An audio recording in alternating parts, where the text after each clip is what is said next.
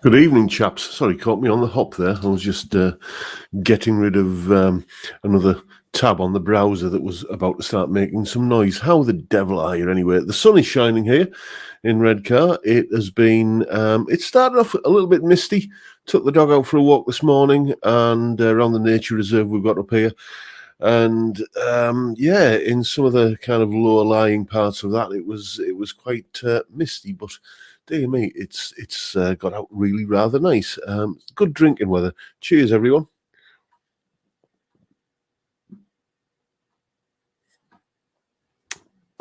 And one of life's eternal mysteries: why can you never fit a pint can's worth of beer into a pint glass? Oh, look at that for a flake! I've been letting you down the last few weeks with the flake-worthy beers, but I think I've produced a good one there. This evening's stream of consciousness is courtesy of Carlsberg Export, by the way. Indeed. So how's everyone doing? Hope you've all had a reasonably good week, at least, if not better. Let's have a look in the chat, see who we got in and who was first in, doing the register, basically. Oh, excuse me. I see. Jeff C. was first in. Hi, all from Washington, Tyne and Weir. Then we've got Johnny H. and Bridget Pollock and Danny Hancock, who is on the Shipyard Ale tonight, it seems. Then we've got Johnny Random and Chip Young, and there's Boulder. How are you, mate? Michael Palmer's in, so's Danny Hancock. I've said you already, haven't I, mate? Then scrolling down, Dave Lewis is in, and Edwin Toon and Grandpa Joe is there. And sometimes Dim Never Thin is in. So is Anton and Phil. Scrolling down, you've got Sean House in and Savvy64, Gordo Canuck, and who else we got? Let's have a look. James Hunt is there, so is Frank Bolam, and so is, let's scroll down, just see the name, and it's gone. Simon M, nice to see you there, mate, and Gear View Mirror, Stephen Tatton's in as well, Steve B, Vincent Brennan saying, dogs walked, beer ready. Peter Collins is there. Who else we got? Ian Clark, nice to see you, mate. And Paul Trainer and John Ross and Terry Day and who else we got? Deco Dude and Thomas Mulvaney and all the usual crew by the looks of things. David Collins, Wrexham Matic, Chris Otterwell, Malcolm Spillett, Cal B and the Rocco Cat, Marvellous Bloke is in. What a great kind of YouTube moniker that is, Marvellous Bloke. Dr. Gomez, and then we've got Paul Bush and William Forrest and Dudley Squat and Pablo Hank. And Nancy Davis is there. Stuart Young, and who else we got? 60s Man and Colin Falcon. All the regulars, basically. Krista Osterland, John Channing, Double Flake, indeed, mate. Yes, indeed. PFY Guitars, 21st Century Boy. And then we've got John Mack and Podrick Floyd. Cylon Hybrid, Martin Scholes. And I think that's pretty much everyone there. Apologies if I didn't get your name. What happens from my side of the screen when I'm scrolling down the chat? Every time somebody posts something in the chat as I'm scrolling down, it kind of refreshes and I lose my place. So that's why you see me squinting furiously at the screen. So are we all sitting comfortably? Let's talk about what's going to be on the channel this week. No Saturday video again this week because, as you know, that's just sort of a very, very occasional thing on a Saturday, and even more very occasionally I'll put a video out on a Friday as well before the live stream. But no, we're sticking to the normal run of things this week, so it's going to be the next video is going to be on Sunday, and that is going to be a review of what I thought was going to be something that I wouldn't really get on with because I didn't really think I was going to like it, but I did. The NUX Mighty Plug. I had a lot of fun with that. Ultimately, though, I thought it wasn't going to be something I would end up using regularly. So you may already have seen Johnny from Budget Guitar Show, his review of the new X Mighty plug. I sent him this one, the one I had, after I'd finished with it. So I thought he might be able to get a bit of use out of it, and he's over the moon with it. You know, it's what else have I tried in that? Like the Vox amp plug, I've tried in that sort of run of things, and there was one other one I can't remember what it was, but the new X Mighty plug, I've got to tell you, the sounds out of that are just really good. And considering that you can use it as a recording interface as well, and it's about 60 quid, you're getting like a load of like really good amp models and an audio interface for about 60 quid. You cannot argue with that. So it's the full review of that coming up on Sunday. Then on Monday, well, we're doing a solo analysis, as is always the case. And this is a very difficult one because, you know, I like to give you, it's not difficult solo, but it's a difficult one for me to kind of be cryptic about, because as soon as I mention the main clue, pretty much everybody's going to get it. So I'll tell you what, the video is called A Song You've Probably Forgotten Until You Watched Breaking Bad. So there you go. If you've seen Breaking Bad, then you probably know, well, you will definitely know the song that I'm talking about and the solo from that song that I'm talking about. Then on Tuesday, we are talking about one of those videos that I thought I'd done, but it turns out I hadn't. You know, I'm talking about 5 of my favorite rock vocal performances. Okay. And well, it's part one of a 2-part video, that, because when I made the sort of long list that I get down to a short list and then get down to a list of 5 that I put in the videos, the long list was just ridiculously long. I can't leave that. And so basically, I've doubled up on that 5 epic rock vocal performances, it's called, and there's another 5 next week.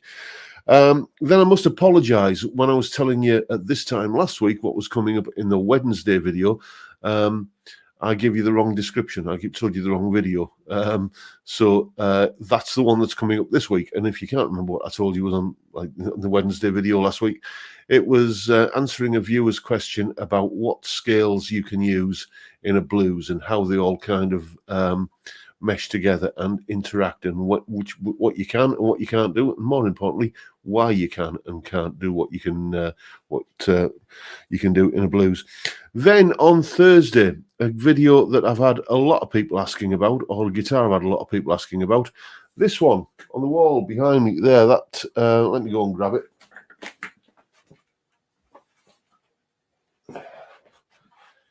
This guitar. This lovely thing that I bought from a student of mine, a couple of 3 months ago now. This is, as you can see, and let's get it in shot there, an indie guitar. And if you can't read the headstock, you can read the 12th fret where it's inlaid as well. This is an indie shape guitar. And that's pretty much as I knew about it. When I bought it, I didn't know the actual proper model of it, because there's the indie shape. It's like a Les Paul, you know, there's like all kinds of different Les Pauls, all kinds of different strats, and the indie shape model has lots of different variations. I didn't know which one it was, and I didn't know much about it, but I did a little bit of digging, and I've done a sort of a review of this guitar, which you will see on Thursday. So, excuse me. That is what's coming up on the channel this week. So Sunday, the new X Mighty plug. Monday, the solo. Has anybody got that one yet, by the way? Ian Clark saying never saw. Bridget Pollock, yes, you've got it there. Perhaps someone else has got it before you. Yes, indeed. It is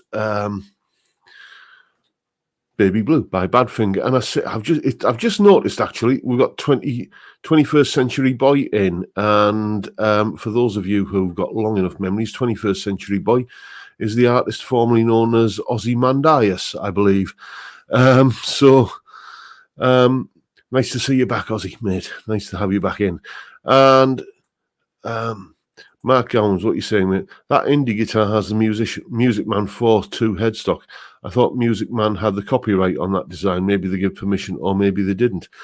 Well, yeah, that's true. But I do know that the indie brand of guitars were, you know, there weren't some fly-by-night kind of shady operation that were, you know, kind of ignoring intellectual property rights. You know, I mean, the fact that they came up with that style of guitar there, which wasn't a direct copy of anything else, arguably apart from the headstock, is, you know, is kind of testament to that, really. So I can only imagine there was some sort of agreement that was arrived at between Music Man and Indie. Sorry, my memory is really going. I can't think what's causing that. Anyway,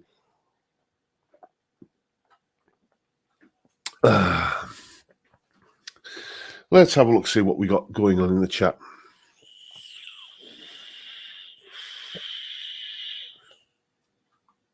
Yeah, James Hunt is saying Boardwalk Empire is a great series, my personal favourite.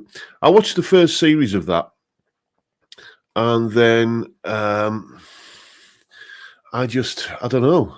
I think there was a break after the first series, and I never kind of got around to watching it from then on in, and you kind of lose the momentum of it. And the same thing happened with me with Peaky Blinders as well. Let's see what else we got. Michael Broadhead is saying, how versatile is the Fender Jaguar? I love the look, but can it rock? I'm sure it can, mate, yes, and each to their own. And my views on the aesthetic merits and attributes of Fender offset guitars are well known. But, you know, each to their own. Gordo Canuck is saying, John, I look forward to another of your honest and thorough reviews of the Mighty Plug. I have, well, honest certainly, but thorough. I don't know. That is what I tend to do. I used to think, right, I've got to be very comprehensive about the reviews that I do and show every nook and cranny of the equipment and you know, explore every kind of crevice. It's basically kind of show everything that it can do. But, you know, you end up making a video which is an hour long if you do that. And who's going to sit through it? So I try to kind of say, how easy is it to use out the box? How good are the preset sounds? Because they are the shop window for any piece of kit, especially if you're talking like, you know, effects-based stuff or amp modeling. And, you know, how easy is it to use? How good are the sounds? And how practical is it to use? Are there any, you know, if there's anything that's like, for example, something that I still, that still kind of gives me that kind of face palm moment. The Positive Grid Spark amp, you know, I mean, the tones on that amp are really nice. You know, I was more than happy with the tones I was getting out of the amp. But it was just all the rest of the stuff on there that was just badly thought out, like that smart jam function that doesn't work, that can't tell when you're changing chords halfway through a bar and gets confused by anything more complex than a major or a minor chord.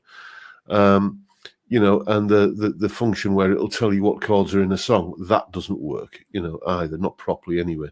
I've yet to come across anything that promises to kind of just tell you what chords are in a song that does work as advertised, to be honest. You know, but the main thing about the Spark was you've got a stereo amp and all of the effects are in mono. Why? You know, so it's things like that I kind of try and sniff out when I'm reviewing something. You know, if there's an obvious flaw that, you know, possibly for whatever reason other YouTube channels may have missed or just don't mention. That's what Lawrence Hastings saying, more menus in Chinatown. What you're saying there, Ravi? I'm looking to get a jazz blues round and full tone from a telly. Should I go with a neck or bridge pickup, and how should I set the tone knob? Cheers. Well, definitely the neck pickup, and it depends really. Volume and tone controls on the guitar are basically part of it. When your guitar's plugged into your amplifier, they are effectively electrically part of the same circuit as the amplifier. So it depends on where you've got the settings on the amplifier. I mean, I talk about this all the time. I set my my amp up for a sound where I'm kind of getting quite I like to think of it as a classic rock, Bad Company, AC/DC kind of crunchy, kind of moderately distorted tone, and then back the gain off to clean it up from the guitar's volume control. So how I would do it is set the amp up like that, and neck pickup, volume control, maybe most of the way off. Well, if you're thinking in terms of 1 to 10 on the volume control, maybe have the volume at about 3 and back the tone control off a little bit. And as I say, on neck pickup, that should get you part the way there. Obviously, if you've got the amp set up for a clean sound, then you don't need to roll the guitar's volume off. That's just the way I do it to get a clean sound. Stuart Young is saying, enjoyed your supergroup video. Were you a fan of Blind Faith? Not really, mate. Not really. It was just one of those things that it just didn't seem like they don't like Stevie Winwood and who else was it? Ginger Baker, Clapton, and I can't remember who else it was. But they obviously got together and had some fantastic jams and said, let's have a band. But they didn't have the material, really. They did one album with, it has to be said, quite a sort of dodgy cover. It has to be said. And they were sort of falling back on old Cream material and old Traffic material when they were touring. It just, if they just put a little bit more time into it, or maybe just released an album full of jams, like kind of a bit like the sort of stuff on the Derek and the Dominoes album, where most of like things like Key to the Highway, that's just an impromptu jam that was captured. So maybe an album full of that sort of stuff would have been good. But it was almost, but not quite, as far as I'm concerned with Blind Faith. It's not my favourite period of Clapton's career. I think I might have mentioned more than once my favourite period of Clapton's career was the Layla album, but there you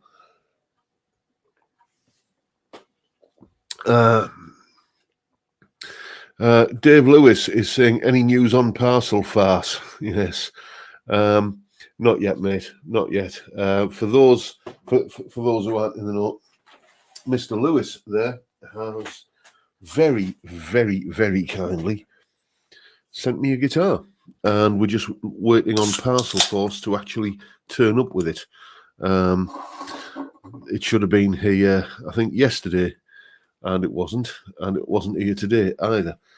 We did get one of those cards through the door. You know that what I always describe as the "we can't be bothered to ring the doorbell" card. One of those. But no sign of it. So I'll keep you in suspense about what the guitar is. I don't know, maybe in the chat, Dave has let the cat out the bag, but it's something that I haven't reviewed any variant of this style of guitar. So we're going to be seeing, hopefully, if Parcel Farce get their act together in the next few days, a guitar you've never seen before on the channel. Should be fun. Yes, indeed. Flake, says everybody.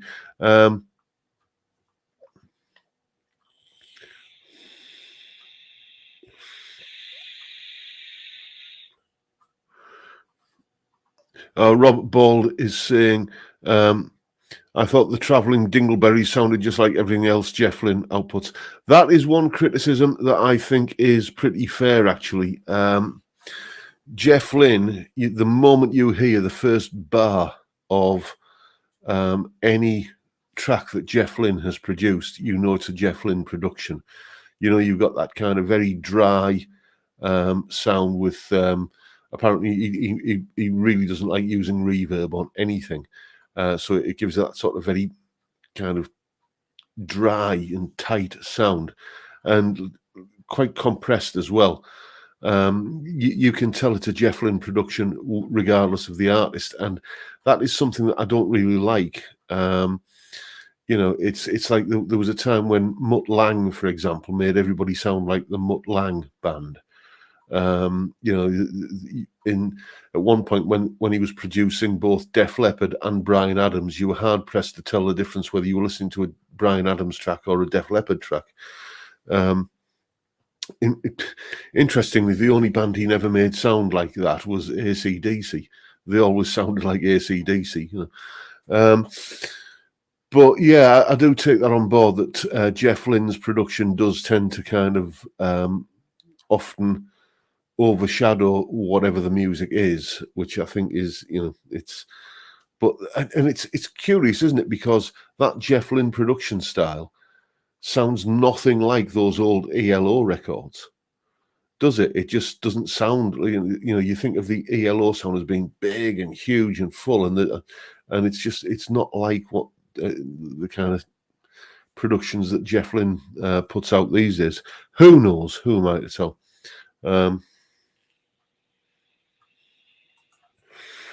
Michael Purcell, have you ever tried Earth guitars? You obviously weren't watching the live stream last week, mate. There was an Earth guitar made a brief appearance on the live stream, and I've filmed the unboxing, and I filmed the review video, and sadly that wasn't a guitar that was destined to stay here, because it was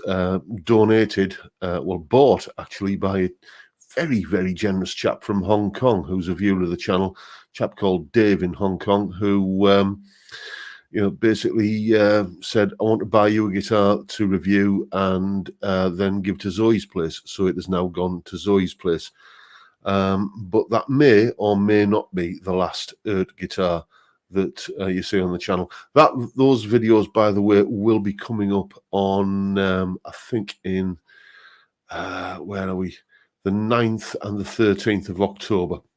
That's how far in advance I film these videos, you see, because I always like to have the current week's videos all done the week after and the week after that. So I've got like some kind of leeway, because eventually me and the missus are planning on going on a little bit of a holiday. And, apart from anything else, I don't want to advertise the fact that this house with a load of sort of fairly expensive guitars in it is going to be empty for a week while we're on holiday by not putting any videos up. So it will be seamless. We'll be having a week away at some point, and you won't know the difference, because the videos will just keep coming, because I'm getting them done that far in advance.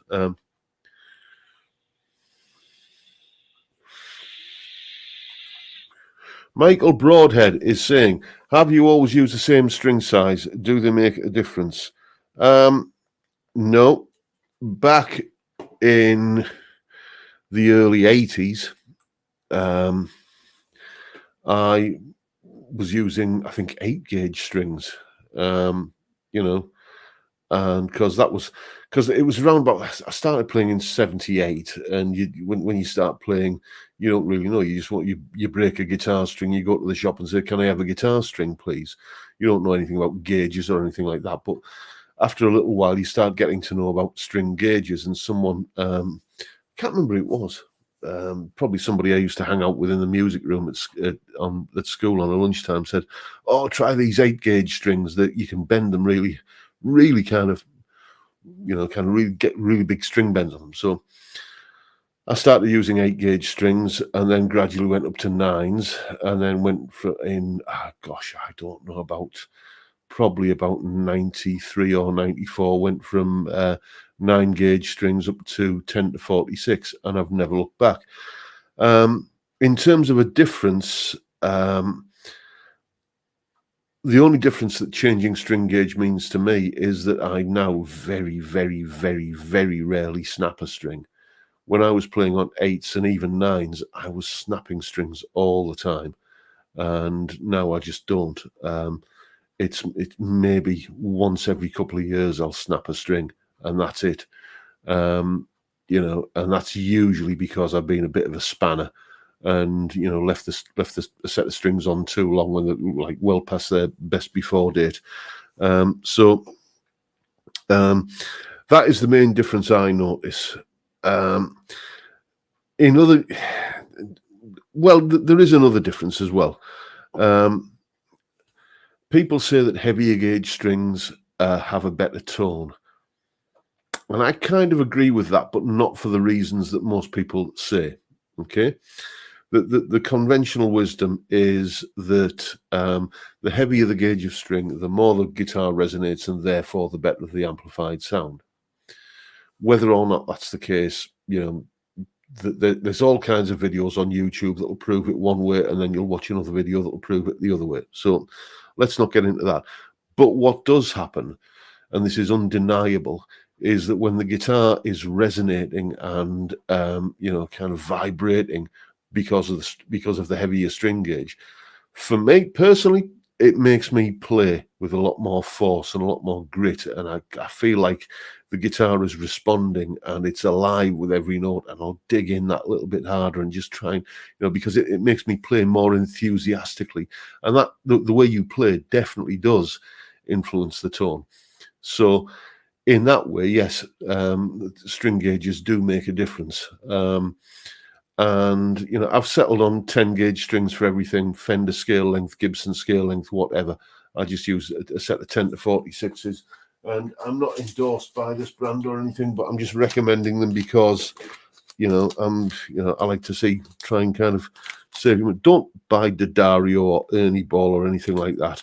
Get these Legacy strings from Strings Direct. I think this is, I might be wrong, but I think this is their in-house brand. These are $3.99 a set, and they're equally as good as Roto Sounds, D'Addario's, Ernie Ball, whatever you want. I use these all the time, and I never break a string, and they sound fantastic. I did at one point think I'll go hunting on eBay for some discount strings. Yeah, I think I bought a set of these Tiger brand strings that were absolutely awful. So maybe I think they were like £1.99 a set. I thought, well, it's worth a try. Yeah, that was £1.99. That was a £2 coin that I just kind of might as well have thrown down the drain. They were awful.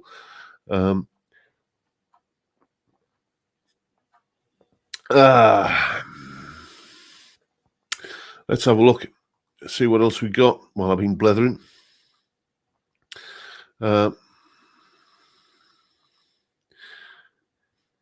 Lots to talk about string gauges. Lawrence Hastings is saying 9s on a Fender style, 10s on a Gibson style. Yeah, I know a lot of people go with that, but I'm just lazy, and I just want to put an order in for one kind of bulk order. I mean, look at the wall behind me, all the guitars there. I buy a lot of strings, and I just want to know that I've got a decent stock of strings, and I've got a set for whatever guitar. Yeah, I see Aussie there is saying gold strings, anyone. I saw Glenn Fricker's video on the Spectre Media Group, where he absolutely hated them. And to be fair, it did look like he was having a lot of hassle uncoiling them and getting them to kind of go through, the back of the bridge and everything. But then he A-B'd those gold strings against just a regular set of nickel strings, and he said he hated the sound of the gold strings. I actually thought they sounded better and fuller, and with more body. But are they worth the premium? And are they worth the massive faffing around that he appeared to be having fitting the strings? Opably not.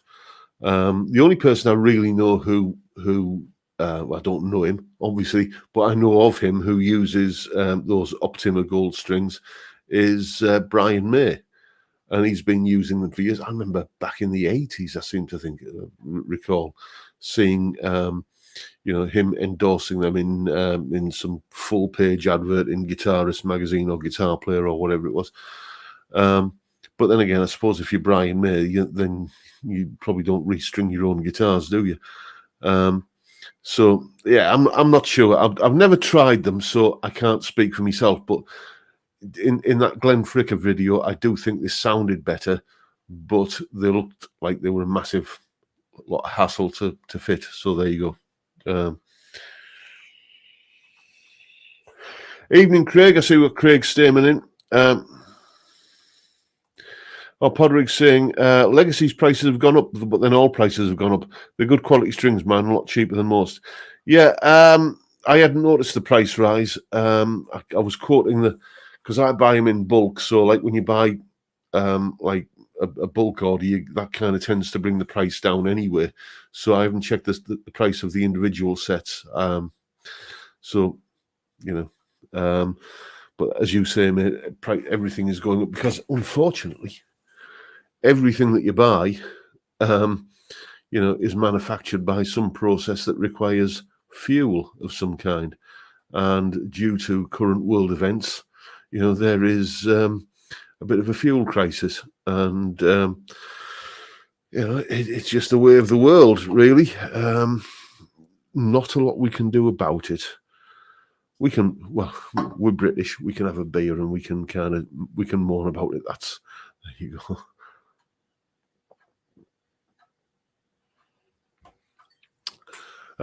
Let's have a look. See what else we got. Good question, Johnny. Gold isn't magnetic, so how do the pickups react to them? Yeah, they're gold-plated, mate. They're not gold.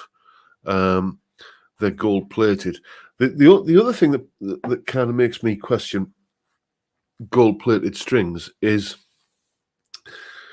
it's a reason I don't like gold hardware on a guitar, is because apart from the fact that it can very, very easily look a little bit Liberace, a little bit footballers' wives,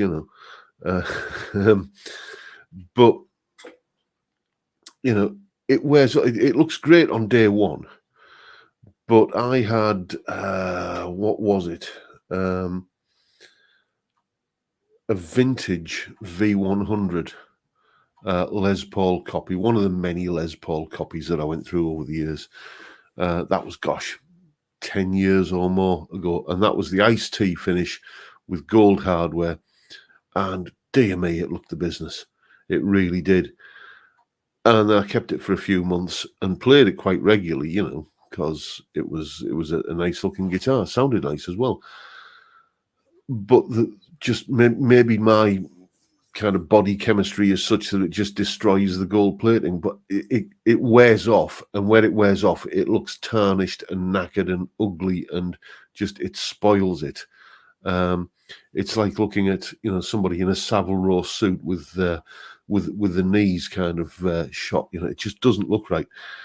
So gold plating, in my experience, always tends to kind of wear off, and is that going to happen with those strings? How soon is it going to happen?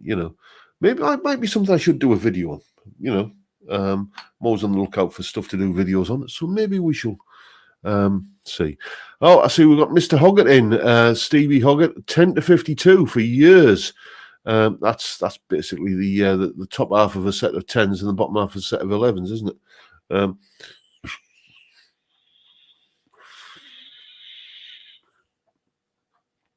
Let's have a look. Steve, Revolution, that's what we can do. Yeah, check your history book, mate. It never tends